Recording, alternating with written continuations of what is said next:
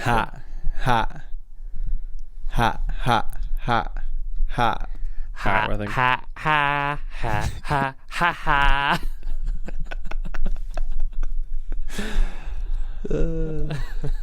Churdley's, he's the man when it comes to F-Boy.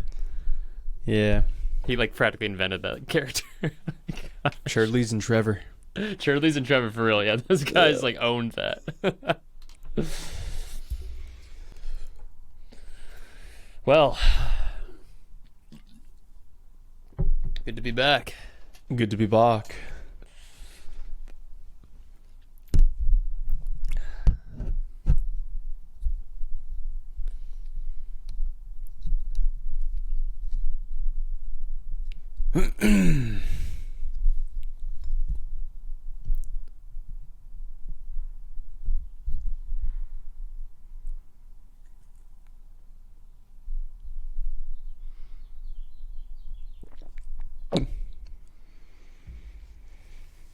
It's an interesting little shirt you got on there, Buckaroo. Do you know what it says? Joan Cool.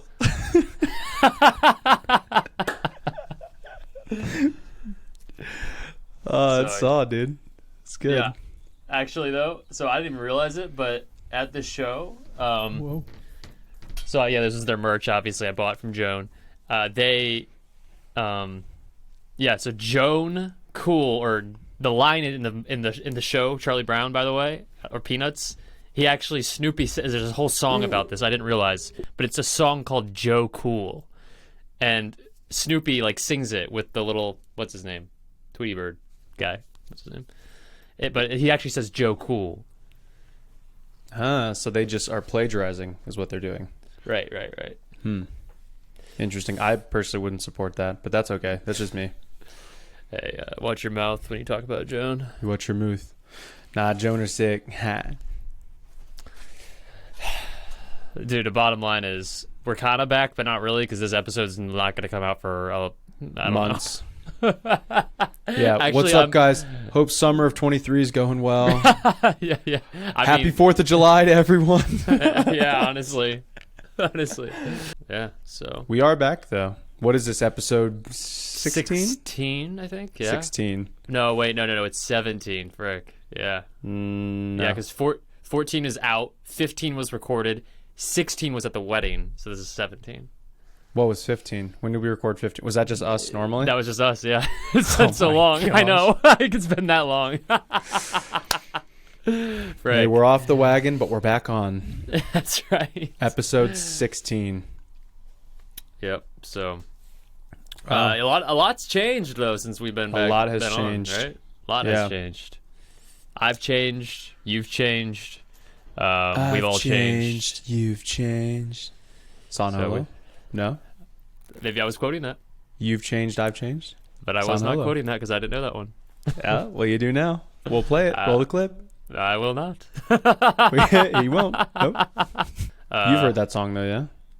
I don't. Probably not.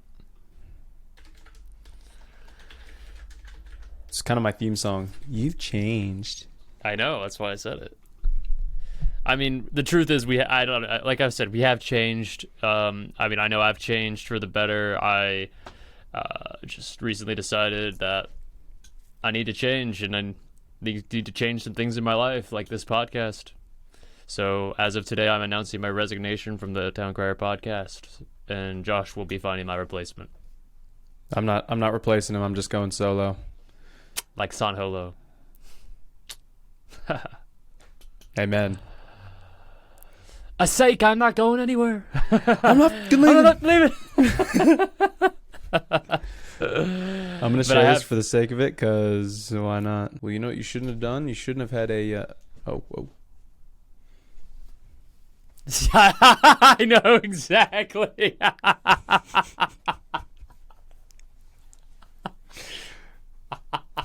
Not recorded.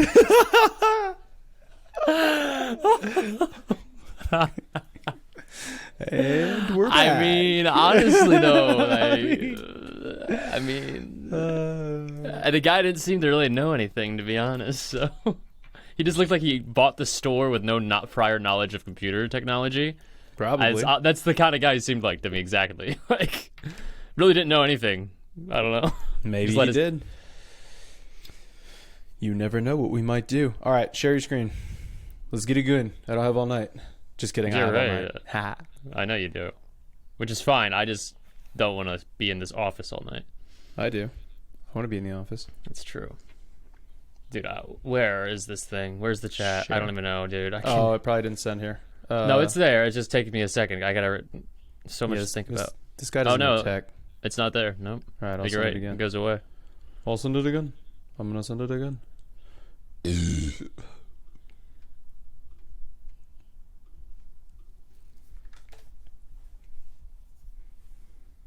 There you go. Mm-hmm.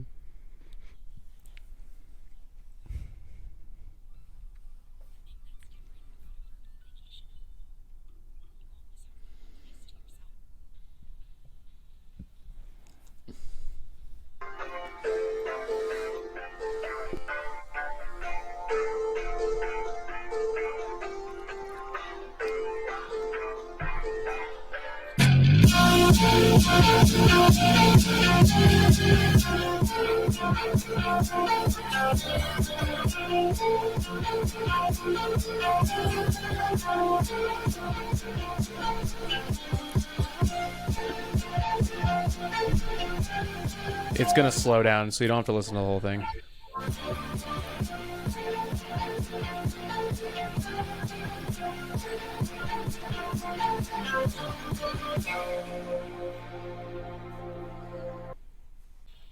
You can kill it. You've never heard that song? No, that's pretty good. Yeah, it's pretty good. He's got a whole album, not exactly like that, but it's similar to that. That's the dude I saw. That was the first solo show I went to. Was him. Oh, that's right. Yeah, because he came in and I was like, Holo. "No one's gonna go see this with me. I'm gonna go see him live." Yeah. Dang. Okay. Yeah, that's cool. He mixes like rock there with electronic. Yeah. With like actual like a rock with like an acoustic drum set and like the whatever. Like that's interesting. I don't see it every day. He's one of the first people that I categorized as their own genre. There's like very few artists that I kind of put that in. He's one of them. So what would you say the genre is? I honestly have no idea. Whatever it is, it's a zone, is what you're saying? I can't classify that. Because he has this really like distorted tune to it, but I don't know what I would say it is. It's heavy guitar influenced by like, I don't even know, deep like electronic synth in a way. I don't. It's hard to classify, but he also, during COVID, when nothing was going on, he filmed a DJ set, an hour-long DJ set in 2x. So he sped his entire setup 2x, and then he half-timed in post to put it back at regular speed. So he's moving in slow-mo, and the songs are normal speed. And he filmed an entire hour DJ set that way. What? It's like really trippy. Yeah. Send that shiz to me. Yeah. What the frick? So anyways. Dang. It's on Holo, everyone. Yeah, I was talking to somebody about going to concerts solo today, actually. They've done the same, so I was like, yo, me too. Oh yeah. And by the way, well, we're getting right into it. I think it's interesting because I thought about this recently. Like, I feel like going to shows solo, hear me out, I do not feel like that would have really been a thing as much in previous generations until today. And here's why. I'm not saying people didn't go to a show by themselves back in the day. I'm just saying it was probably not as common. Here's why. It's because today, with the power of the internet, I sound like a boomer saying the power of the internet.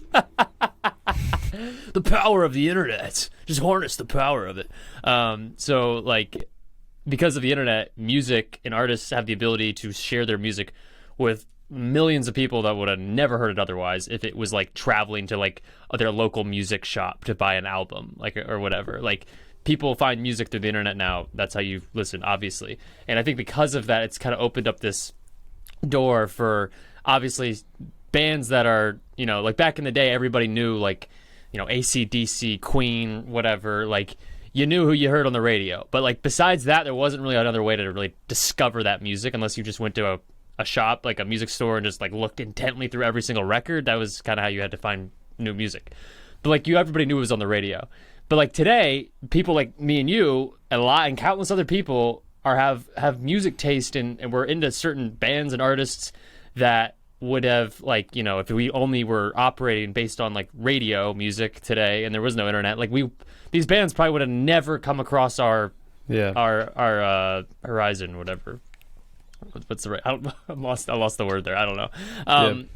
And so because of that, you are able to explore more music, more diverse music that for maybe like JV just you like and no one else, and then your friends don't. So it's like, going to a show today like solo is just more, I feel like it makes more sense in the internet day and age rather than it did in previous generations. I also wonder what the percentage of. Here's a fun topic. Sorry, for you. Go ahead. Take a random concert. This probably depends on the artist. It probably has to be more like niche artists. But like take a random small show. What percentage of people in the show do you think attended solo versus with somebody else? At what show? Just any show? Let's take not like a big one, not like a Taylor Swift or a Drake concert. Let's say San Holo, right? Yeah.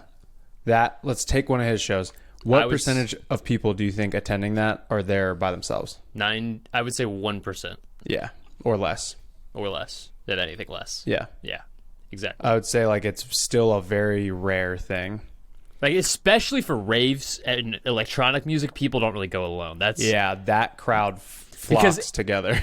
Dude, it's crazy, man. I had this whole conversation with a guy at the Joan show last week. We were like talking about all of this like philosophy and whatever. But I was telling him, I was like, yeah, like what were you just saying? We were talking about like electronic music because I told him, I was like, yeah, I used to make electronic, and he's like, oh yeah, I love going to raves and whatever, but he's like, then I got into like pop, like synth pop or whatever, which is obviously more like feel music than like pump up music. And then that's what I was talking to him about. I was like, yeah, like the intent of electronic music is made to like create energy. It's made to get people dancing, like moving, like it's rave music. And I'm not saying all of it is meant to be for a rave. It's just kind of, you go to an electronic show, you're going for the energy. You're going for the energy in the room and the dancing and just the craziness of it all. But like, and because of that, I don't think a lot of people are going to go to a solo electronic show.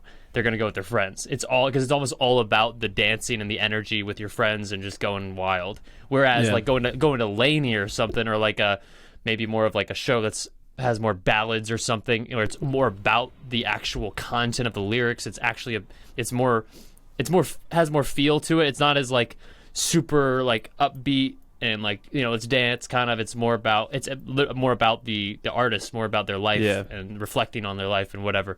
And so I was talking about that, and we were like, so I don't know. Like I guess I'd be more I wouldn't be as inclined to go to an electronic show by myself, whereas just because San Holo, I make an exception for him because he's not EDM to me. It's like some of his songs are EDM, but like he's more Odessa and more like Illenium, like more like they're actually more of the feeler kind of electronic artists. So same with said this guy again, more on the sad boy dude, side. He's like super feely. He's like super sad boy. He's crazy. Yeah. Although his I went to his show, didn't go solo to that one. Went with some people, and he went way harder. Most artists do. He went way harder at his show, even with like his sad nature than I expected. But because of his new album, it's like very heavy rock influenced. Yeah, yeah. But yeah, that album's incredible. It's so good. Obviously, I listen to it like once a week, probably. Same. I listen to at least one song from that album every week. So good. And I probably have done that for about a year and a half now since it's been out. Yep. He was my I think my number 2 artist last year because of that album. Oh yeah. Yeah. Yeah, I literally listened to Move with Purpose today. So. Yeah. Great song. Dude, you've been doing some work there in the old music discovery. world. That's right, dude. I've been pumping you with some new music. Don't ever tell me that I never introduce you to artists, because I've been giving I've you never said that. countless things. I know you haven't. Yeah, it's new favorite band this week, Milk. Yep. Everybody, that's funny, dude. Like, people see my story. I share music every single day without fail, and that's just because I like to do it. And it's funny because a lot of these have been from you, so I'm probably getting the credit, but you do deserve it. Yeah, so. I'm not surprised. Yeah, taking the credit for himself. Yeah, shocker. So yeah. There's a bunch. There was a bunch this week. Milk, notably. Dude, how did you find them though? I think I don't know if I heard them before. So maybe. So this is what I've noticed this. So remember I was telling you that I like abuse tracks when I first find them. Yeah. So I was listening to Vacation Manor, one of their songs I got like super into. Okay, I probably showed you Vacation Manor for the record. Lewis did, actually. I'll give him props. Oh yeah, because I showed him. Oh, I know. But you didn't show me. You didn't show me. It was from Lewis. So much. So I was listening to Vacation Manor. It was one of their songs. I forget what song it was. And I think I went to like their single. It was probably a single, and I think I went straight to their single, not in the album. Listened to the song, and then I could go find it. And you know how Spotify will autoplay the song radio if it's a single? It'll just go immediately into the song radio if there's nothing there. Mm-hmm. Milk was in the song radio. Yeah. So I found them from listening to Vacation Manor initially. And that's how I found a bunch of these different ones, was they were all, whatever song it was, I think I know what it is. It's in my likes. The song radio for it was incredible. And so it was popping up a bunch of stuff. Japanese House was in there. Milk was in there. There's one other one that I think I sent you, but there was just a ton. I was like, well, this is the best song radio I've seen in a long time. Yeah, I discovered one of those bands recently, I think through one of those song radio things. But dude, it's like Milk, I gotta say, I mean, they're Irish. That's cool. I mean, but they're like, dude, they're freaking good. How long have they been doing really this? Good. Yeah, I don't 20, know. I don't know. They have like their Spotify is like less than 200K monthly, I think, or around 200K. But dude, I listened, like literally when I found them, I just went to their page. That's what I do with most artists when I find them. I just go to their page and I just go through their top 10, and I'm like, what are they known for here? And Milk, I literally played it, and I was like, I don't think I disliked a single song in their top 10. Like, they found the devil's magic, I think. Like, they stumbled upon the devil, because that music is of the devil. And let me tell you why. What? Because whatever they tapped into, they figured out something that is extremely, extremely like one of the greatest sounds I've ever heard in my life. That's what I'm saying. Like, right. I'm not. Yeah, I don't know. I'm too extreme with this, but like, yeah, that's like a little aggressive. I'm not kidding though. I literally was listening to them today, and like I'm trying to think which one it is, but it's the one that kind of starts with like they do some really cool vocal effects, and then they make their vocals into instruments, which is what I'm talking about. And it starts with like a synth vocal, like, and I'm just like, dude, it just sounds incredible. I could listen to that sound all day. Like these guys like figured out, and then like the guitar riffs and like the beats, everything is just like, oh, it sounds so good. Yeah. What I've actually seen this a lot on social media, is people, like a lot of new artists now, especially like indie artists that don't have a band. It's just like a person with either their computer or an instrument or whatever, is they go insane with the vocal stacks. Yep. And they go nuts. Like I literally saw one yesterday. I don't know if I sent this to our Instagram, but it was this girl that was recording. I wonder if I can find it in my like activity, but she recorded like at least 3 of her main vocals, just like harmonizing and whatever. Yep. She recorded left speaker, right speaker, and then like the robotic, what do you call that? Like the auto-tune? No, like the vocoder or whatever. Vocoder, yeah. Yeah. She did that and layered the entire stack, and I was like, this sounds unbelievable. Dude. So I don't know what people are doing now, but it's crazy. So yeah, so I'll speak to this with my limited knowledge of music production. So like, yeah, so when you do record vocals, that's like almost That's like almost like you always do that. That's just a given. You always pan.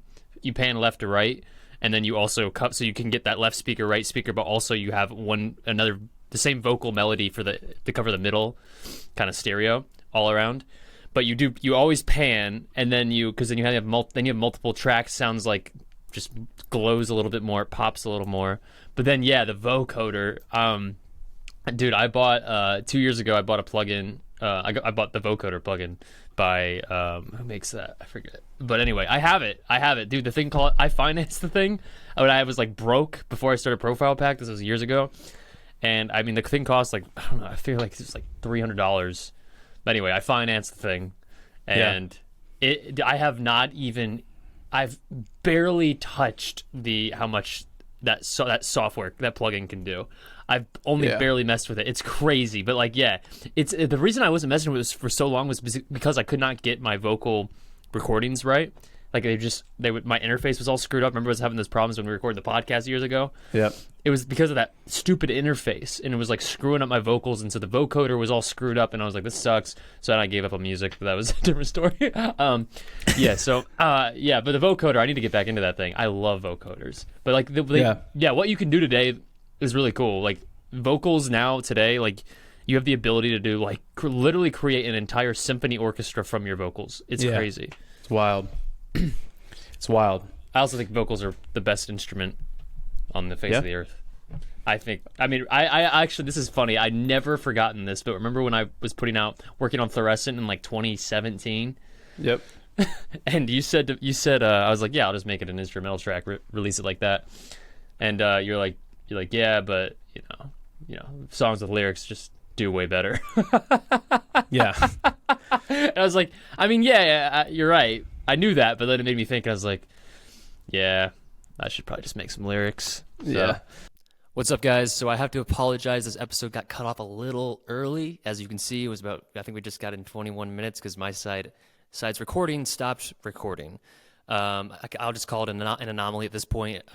Who's to blame? I don't know. So Josh has kept going on, but we ended up talking for about 2 hours. It was a great conversation, but unfortunately that will not be seen, so this episode is a little short. However, as you know, we've been behind on these episodes, so you will get another one very soon. And that is a full-length episode with a special guest. So I've been out here in California, kind of in and out, just helping out with a river program, doing some whitewater rafting as a river guide. I guess I could show you a little bit of the view here. It's kind of cool, I guess. Pretty pretty. It's all right, but so just been doing some of that, screwing around and whatnot. But anyway, so Josh and I will be picking back up as soon as we get these last few episodes out for y'all, and we'll be back with new content. So look out. We appreciate all the support from every single one of you all, whether that's just listening to the full-length podcast or just watching the Instagram reels. We really, really appreciate you all. So thank you so much. See you soon.